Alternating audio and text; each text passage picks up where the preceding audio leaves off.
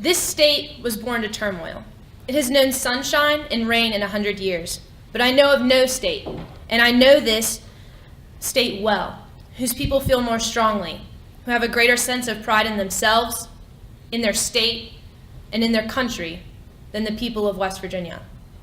These are the words of the 35th president and dear friend of the state of West Virginia, President John F. Kennedy, as he stood on the steps of the state capitol building addressing hundreds of soaked West Virginians on the date June 20th, 1963, the centennial.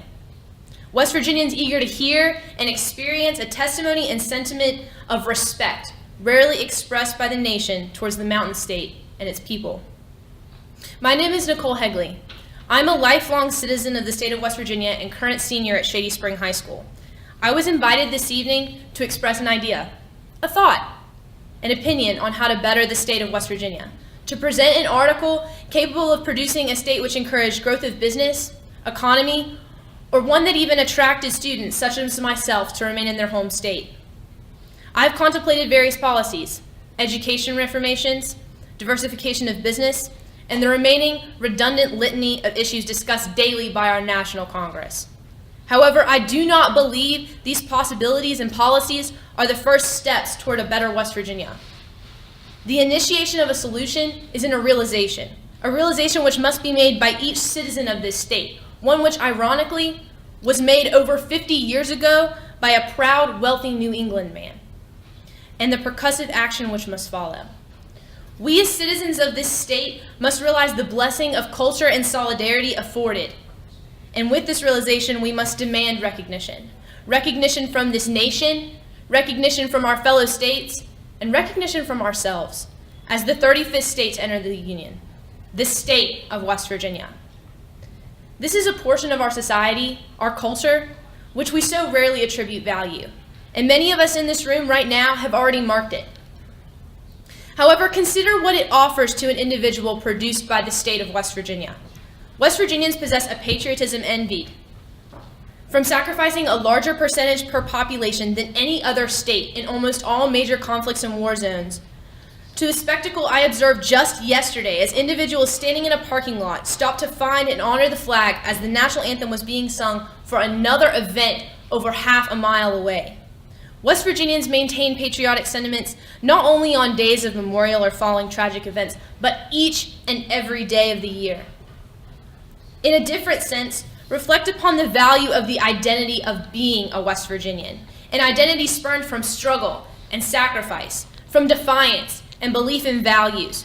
Progeny of West Virginia emerge capable of tackling any culture or dispute obstructing their path solely due to their West Virginian heritage.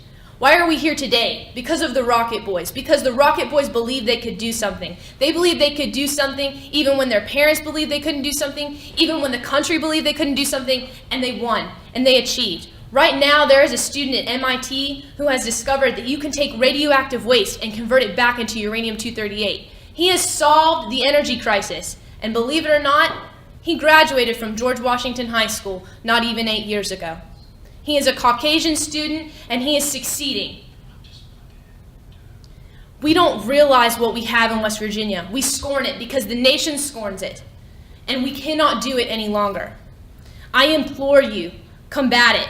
Fight the stereotypical image, closed-minded definition. Fight being called Western Virginians.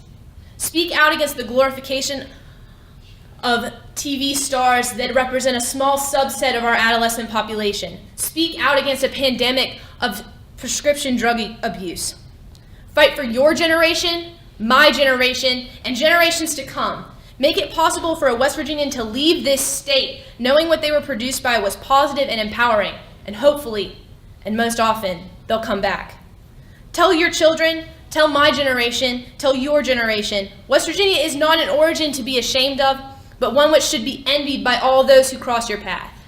Know in yourself that this culture, this identity, and this life is one which no other state can compete, and one which we must embrace with pride and triumph.